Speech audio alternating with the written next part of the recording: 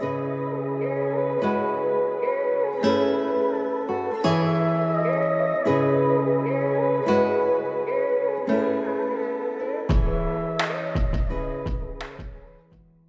was a car accident. Nothing particularly remarkable, but fatal nonetheless. You left behind a wife and 2 children. It was a painless death. The EMTs tried their best to save you, but to no avail. Your body was so utterly shattered, you were better off, trust me. And that's when you met me. What happened? You asked. Where am I? You died, I said, matter-of-factly. No point in mincing words. There was a truck. It was skidding. Yep, I said. I died? Yep, but don't feel bad about it. Everyone dies, I said. You looked around. There was nothingness, just you and me. What is this place? You asked. Is this the afterlife? More or less, I said. Are you God? You asked. Yep, I replied. I'm God. My kids, my wife, you said. What about them? Will they be all right? That's what I like to see, I said. You just died, and your main concern is your family. That's good stuff right there. You looked at me with fascination. To you, I didn't look like God. I just looked like some man, or possibly a woman. Some vague authority figure, maybe. More of a grammar school teacher than the Almighty. Don't worry, I said. They'll be fine. Your kids will remember you as perfect in every way. They didn't have time to grow contempt for you. Your wife will cry on the outside, but will be secretly relieved. To be fair, your marriage was falling apart. If it's any consolation, she'll feel very guilty for feeling relieved. Oh, you said. So what happens now? Do I go to heaven or hell or something? Neither, I said. You'll be reincarnated. Ah, you said. So the Hindus were right. All religions are right in their own way, I said. Walk with me. You followed along as we strode through the void. Where are we going? Nowhere in particular, I said. It's just nice to walk while we talk. So, what's the point then? You asked. When I get reborn, I'll just be a blank slate, right? A baby. So all my experiences and everything I did in this life won't even matter. Not so, I said. You have within you all the knowledge and experiences of all past lives. You just don't remember them right now. I stopped walking and took you by the shoulders. Your soul is more magnificent, beautiful, and gigantic than you can possibly imagine. A human mind can only contain a tiny fraction of what you are. It's like sticking your finger in a glass of water to see if it's hot or cold. You put a tiny part of yourself into the vessel, and when you bring it back out, you've gained all the experiences it had. You've been in a human for the last 48 years, so you haven't stretched out yet and felt the rest of your immense consciousness. If we hung out here for long enough, you'd start remembering everything. But there's no point to do that between each life. How many times have I been reincarnated then? Oh, lots. Lots and lots. And into lots of different lives, I said. This time around, you'll be a Chinese peasant girl in 540 AD. Wait, what? You stammered. You're sending me back in time? Well, I guess technically. Time as you know it only exists in your universe. Things are different where I come from. Where you come from, you said? Oh, sure, I explained. I come from somewhere else. And there are others like me. I know you'll want to know what it's like there, but honestly, you wouldn't understand." "Oh," you said, a little let down. "But wait, if I get reincarnated to other places in time, I could have interacted with myself at some point." "Sure, happens all the time. And with both lives only aware of their own lifespan, you don't even know it's happening." "So what's the point of it all?" "Seriously?" I asked. "Seriously?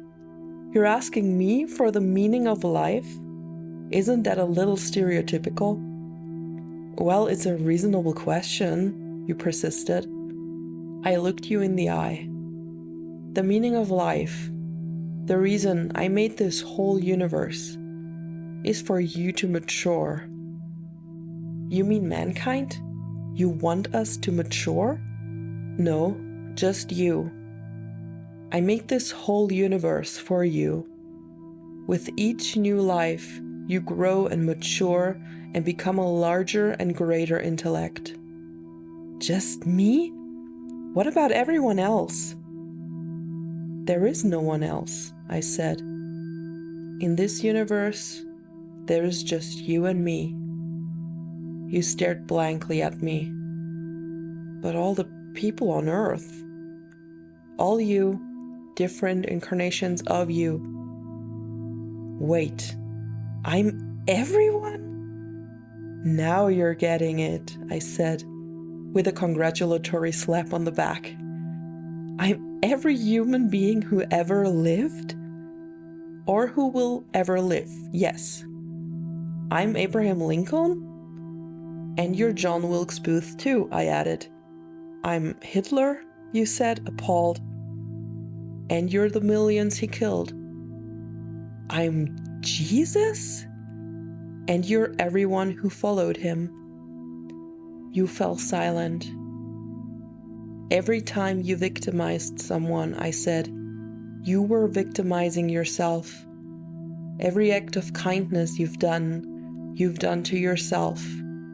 Every happy and sad moment ever experienced by any human was, or will be, experienced by you." You thought for a long time. "Why?" you asked me. "Why do all this?" "Because someday you will become like me. Because that's what you are. You're one of my kind. You're my child." "Whoa," you said. "You mean I'm God?" "No, not yet. You're a fetus. You're still growing. Once you've lived every human life throughout all time, you will have grown enough to be born." "So the whole universe," you said. It's just an egg," I answered. "Now it's time for you to move on to your next life." And I send you on your way. Hello, beautiful soul, and welcome back to Rooted in the Cosmos. My name is Isabel Gloria. I'm your host, and I hope that you enjoyed this little bit of a different introduction into today's episode. It is a poem or a short story by Andy Weir, and I felt inspired to start this episode with this short story because it holds so much truth and it's such a great piece to think and ponder about. And I want to talk about past lives, parallel lives, reincarnation, all the things with you today. So I thought it would be fitting to add that in. I hope you had a wonderful week. I hope you are enjoying the podcast. And I usually never say this, but I recently had access to some analytics about my podcast. And I saw that a lot of you are listening every week, but they have not subscribed to the podcast. So if you are a listener, if you love this podcast, and if you listen in every week, please consider subscribing so you don't miss out on any episodes. And also that helps me out a lot because my podcast gets ranked better and gets seen by more people or can be listened to by more people. So if you like Rooted in the Cosmos, support it by subscribing. That would be really amazing. Before I dive in, I wanted to give you a little wrap up of what's going on in my world right now. So I recently closed the current round of the Cosmic Wonders mentorship, and I had a really emotional and beautiful call last Thursday with my Cosmic Wondresses. It was the final call. It was really, really beautiful, and I'm so, so proud of them. I've seen such growth in them, and they've all grown in different ways. There has been a lot of growth internally, but there also has been a lot of tangible growth in their business. They're having their first clients, they have their branding ready, their social media looks completely different, they're thriving, they have the clarity they need, and I'm so, so happy with what they've achieved and with how they're standing in their power now. And I'm also happy to continue to support them. I have everyone who completes the Cosmic Wonders mentorship with me has the opportunity to get long-term support in a membership. So I'm gonna start this next week. They're being onboarded this week. And yeah, I'm just looking forward to all of this. And the reason I'm telling you this on the podcast is because I've seen so much growth in them. And I know that so many of you listening to this are where they have been 3 months ago. You may have an idea for a business, or you may have just a higher calling, and you know you're meant to do something else and you just don't know what exactly it is. And you're in this limbo phase of wanting to do something but not really knowing what. And I'm the witness every couple of months when people are completing mentorship with me that there can be so much growth no matter how small you start, no matter how uncertain you are of your path. If you really commit to it and if you really take action and move forward with it, so many great things are coming from that. And it's almost like everything is falling into place because that's been your path and your destined way from the get-go. That's what I always feel with my clients if they come in with doubts and fear and uncertainty if what they're feeling is right and what they're wanting to do is the right thing, and they may not have a certain idea or a certain clear plan what their business is supposed to look like. And then I see them 3 months later and they stand in their full power and they have built the foundation they need to really thrive now and to really grow this business now to new heights. And that is like such an empowering feeling. And I hope by sharing this with you, I can give you that hope and that reassurance that you may need, that it is worth taking action. It is worth stepping out of your comfort zone, no matter what that means for you on your journey at this point. It could mean starting social media. It could mean finally offering something in your business that you wanted to offer for a long time, but it scared you. It could mean asking for support and hiring a mentor like me. It could mean so many things. All I want to express by that is that taking action is worth it. You may feel very uncomfortable. You may feel weird by just claiming this new powerful timeline for yourself, but it's so worth it. And I've said this a million times. If you have a higher calling, there is a reason for that. There is something in your soul calling you to this path and to this new timeline that you're meant to create for yourself. Don't let anyone else tell you not to do it. Don't let the opinions of others hold you back. Just do your thing and take whatever action step needs to happen to get closer to your goal or to a life that you ideally want to live. That being said, I really want to hop into the topic of today now, which is past and parallel lives. I personally love exploring my past lives. It's not something that always happens or always works. I personally feel like past lives do come up, or they tend to come up when something in our life is challenging or we're working through something that has been a topic in past lives as well. Because usually we are working through a similar topic or theme throughout several lifetimes, and we look at this theme from different perspectives. For me personally, if I don't choose to do a past life exploration or some kind of regression therapy, past life memories just pop up like this. I don't need to dig for them often. They usually come up and I can work with them and find more out about this past life.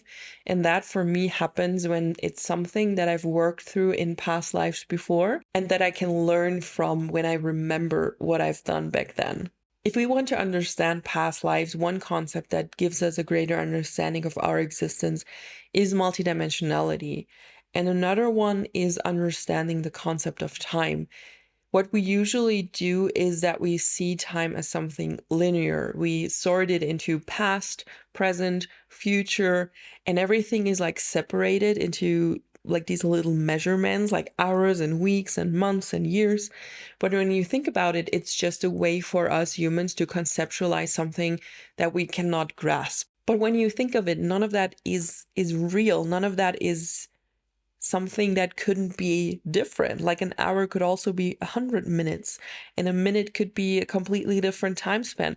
It's a concept, it's a structure that we have made up to conceptualize time and to make sense of it.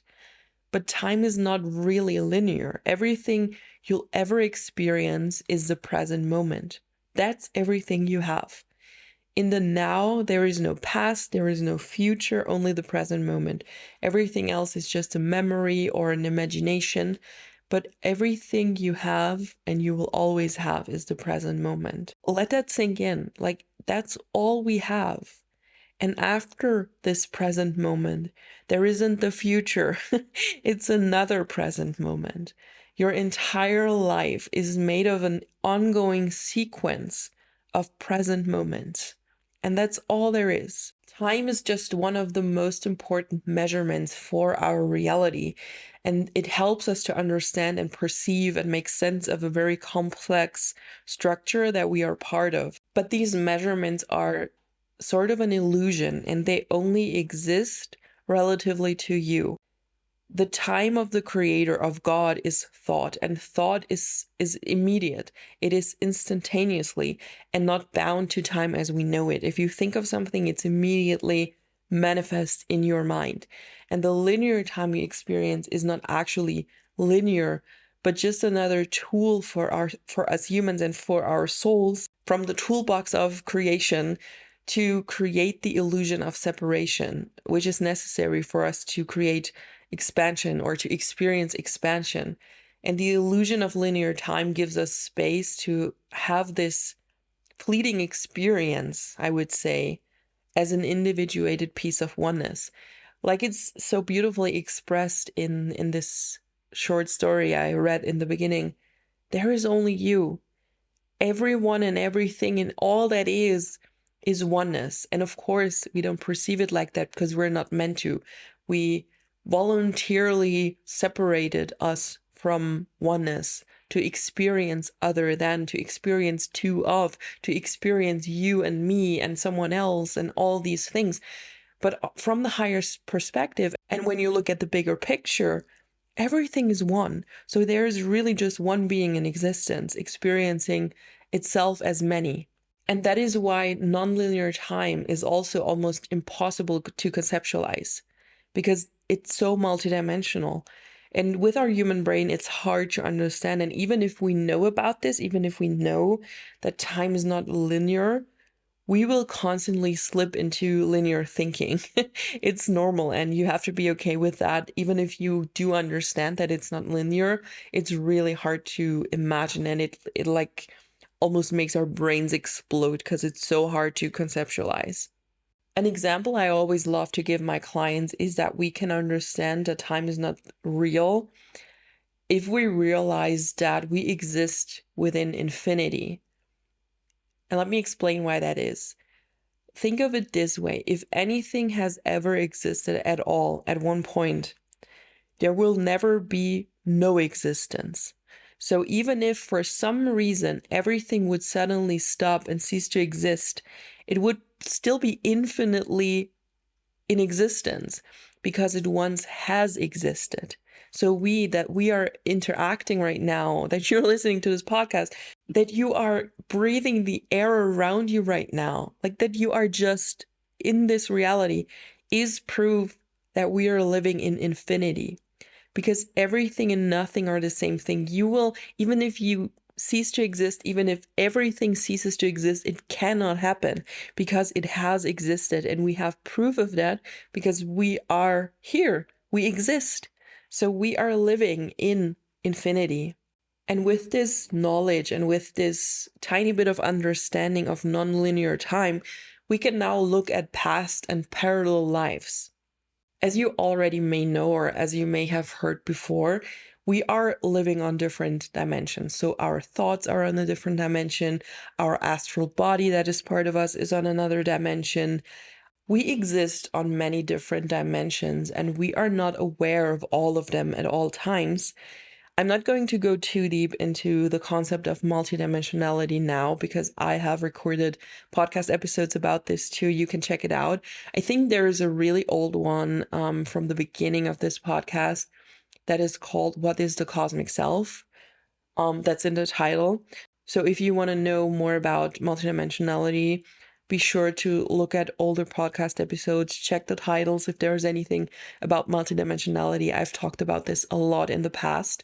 But yeah, just like we simultaneously exist on different dimensions, we also exist at different points in time simultaneously. And the experience of our soul spreads throughout the entire cosmos in all directions.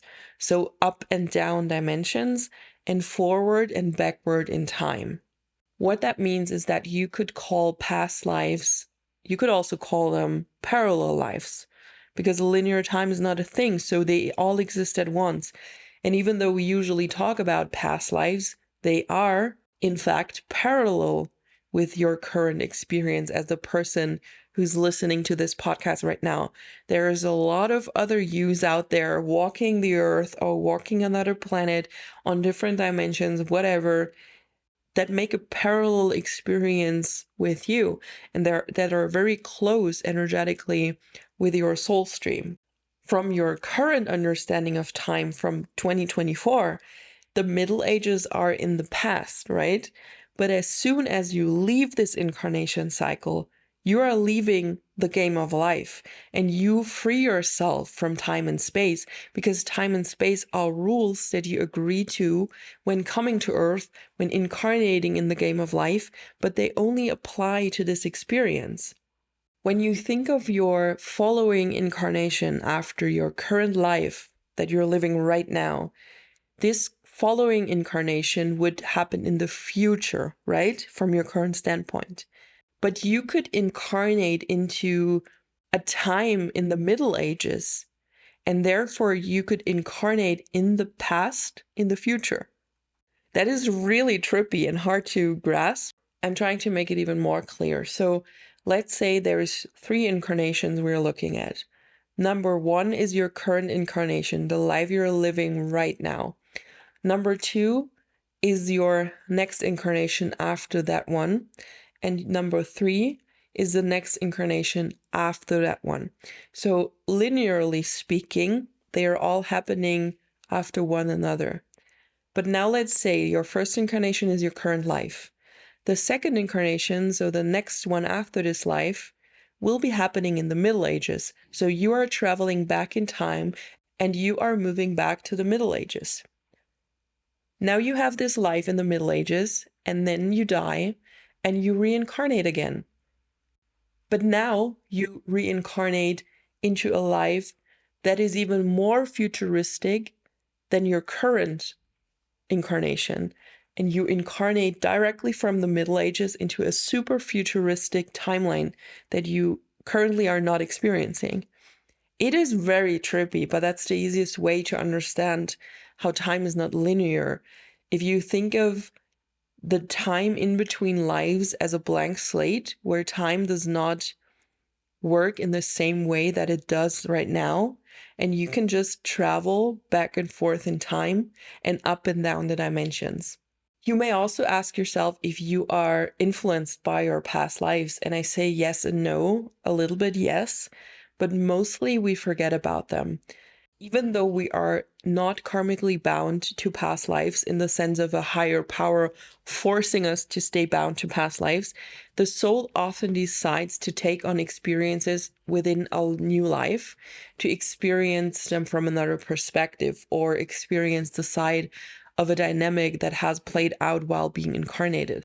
So why that has to do with you in this lifetime is that you may karmically play out some things that you're meant to learn and that have been looked at from a different perspective from you in a past life. So maybe your intention was to understand true love, and in one life you had this true love, you had the love of your life, and you both died at old age and you had this perfect love.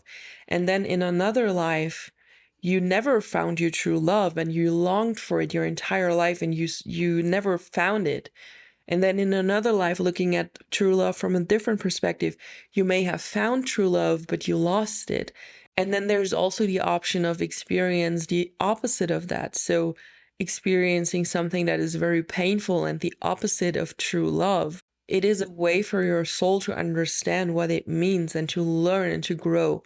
And that is why past lives can sometimes be relevant to our current lives, because we are in it's called incarnation cycle. So we are cycling through several incarnations that show us the same theme, the same topic from different perspectives. Almost certainly your soul will not incarnate to just experience one life, but instead a multitude of similar lives working through the same subject.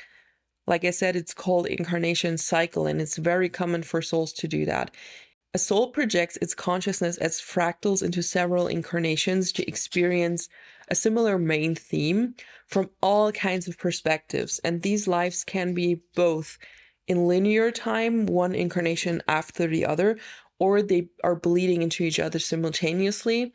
What can also happen is that you meet yourself in another person, in another incarnation, and find a soulmate in them. That is often what happens when we talk about soulmates. It's someone from our immediate soul family. So it could literally be you in another physical body, or you as another incarnation of yourself, falling in love with yourself, or it could also be platonic. It's very common that what we would call soulmates are these soul contracts and these soul agreements of two incarnations meeting in the same realm, in the same time frame. That is really, really powerful and really crazy to think about, that you're basically meeting yourself. When we remember past lives, we usually only remember those relevant to our current life. If you think of the story from the beginning of this episode, we are all one. And because of oneness, we are all incarnations. There is only one of us. You are me, I am you. We're different incarnations of the same source. Most past or parallel lives are not relevant to our current lessons and experiences, and therefore we can't remember them. Even if we did, we wouldn't feel an emotional connection to them, and we don't perceive them as a past life memory. The past and parallel lives that you can access, whether if you just randomly remember things, or if you go into a regression session, or if you do a past life exploration, everything that you can remember is most likely all within your incarnation cycle, within your current cycle, and in any way beneficial and relatable to your current path of life. So whatever you remember from past lives, it's just a tiny fraction of what you would be able to remember that is meant to help you in this life. You rarely ever remember something that is not relevant to your current life. But a thing is that this relation can also be rooted in polarity. So you may remember things that are pretty much the opposite of your current life or of what your currently experiences. And it can create this form of contrast. So you remember something that is completely different from now, and you're meant to remember the contrast it shows you, the difference between the two lifetimes. Remembering past lives can sometimes happen really suddenly, so through dreams or in meditations or just randomly as a cosmic download. It can happen really suddenly. And it can also happen through observation, by observing yourself, by getting to know yourself better. So I can tell you this: become aware of your internal systems and of the things that you react to. It could be that you are overly attracted or fascinated by something that you can't really explain. And you sense this feeling of familiarity and comfort in things that are sometimes even rather negative, and you can't understand why do you feel so familiar with these things, and you're like, why? What's this happening? Or do you feel like you are repeating a pattern over and over and over again, and you struggle to change that? This could also be a sign that it is something you're meant to work through and you've worked on for a couple of lifetimes. So this all can be indicators that you're actually remembering past or parallel life information that is part of your learning journey as a soul, and that can help you if you dive into it more. I want to give you an example of me. Even though I've never done any drugs except from being drugged in like a medical in a medical context, and I don't feel attracted to drugs in that sense. I don't smoke, I don't drink, I don't do any of it. I feel a strong attraction to the drug scene. And I love watching documentaries about it. I love learning more about people's junkie careers. I feel a sense of familiarity. I can even say where this energy is stored in time, so where I feel the most resonance. It is a certain place and time. It is Berlin in Germany in the early 80s. I feel so connected to a past life version of me that had not an easy life, that had like a life filled with drugs and addiction and all these things. And even though that has nothing to do with my life right now, I could make sense of it, what it could represent and why it came up. Me resonating with this scene doesn't mean that I approve of it or see it as cool or as something desirable. Not at all. I'm aware of how horrible this cycle of addiction is. And I feel for the people who have lost track and became stuck in it and have a hard time getting rid of like this addiction and of this lifestyle that they're living. I'm really, really aware of that. And I'm grateful that this is not a topic in my life. But in some way, I am connected to that energy through a past or a parallel life. And I cannot deny that. And by allowing this connection to be present, by sitting with it, I was able to make sense of what it is teaching me personally. So if you ever find yourself feeling connected to a certain lifestyle, to a certain thing, to a certain dynamic within people, or you feel yourself attracting the same relationships over and over and over again, instead of judging yourself or pushing it away because it's negative, try to sit with that and try to find out if that is a topic you're working through for many incarnations. And it can actually help you to understand what it teaches you for this current life. Coming back to my example, it doesn't mean that I have to do anything with drugs or with this scene in this current life. Not at all.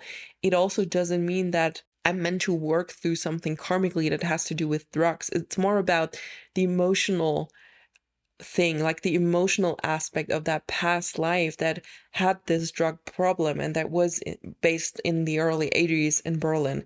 It has more to do with the emotions and the relationships I had with people. The more you understand about this past life that you're slightly remembering, the more you can make sense of it. The important part is to not push it away, because what often happens when people do past life explorations is that something negative comes up or something that shows them polarity to their current life. And instead of exploring that and letting it appear and be present, they are pushing it away because it doesn't fit the idea of having lived a beautiful life as a princess or something like that. So instead of pushing it away, allow it to be present. I guarantee you also had like wonderful, beautiful lives as like very special and precious people. Like we've been the best of the best and the worst of the worst. We've been all of it. That is a normal evolution of the soul. We've been all of that. And most likely whatever comes up wants to tell you something. So first piece of advice is check in with yourself. What do you feel attracted to that you may not be able to understand why, that you may not make sense of? Even something negative. What feels familiar, even though it's not good or bad? The second piece of advice is do a past life exploration or any type of past life regression, if you really want to explore your past lives and go open into this and go ready into this experience. A past life exploration should not be a gateway to a spiritual experience. You should really feel called to it and not just think of it as like this funny thing that you can explore and like this crazy experience that you want to have. You should actually feel called to it. And then it will be powerful for you, because then if you're feeling called to it, it's an intuitive process and it's opening up like these gateways to these memories, and it's going to be impactful. I do offer a past life exploration as like a self-paced thing. It's a guided practice. So if you want to learn about this and if you want to do this, I will link it in the show notes of this episode. So if you're interested in doing like a past life exploration for yourself, it is a good way to start this kind of journey, because a past life regression is a little bit more intense. It's someone guiding you through it live. So you are talking to a therapist or to a person guiding you through it, and you go deeper with that person, and that person asks the right questions in the moment. So it goes much deeper. But a past life exploration is the perfect way to start this journey. And I've done this with pretty much every client I've ever had, and they all had like these really transformative and eye-opening experiences that brought back a lot of past life memories. So I will definitely give it a try if I were you and you are looking for like the first foot into the door when it comes to past life memories. I'll link it in the show notes, and I hope you can benefit from that. That being said, I hope this cosmic deep dive, another cosmic deep dive on the podcast, was beneficial to you and you learned a lot. And yeah, if you have any questions, you can send in your questions. It's podcast@isabelgloria.com. You can also shoot me a DM on Instagram or on TikTok. And don't forget to subscribe to the podcast so you don't miss out on any upcoming episodes. I will talk to you next week. Have a beautiful, beautiful week until then.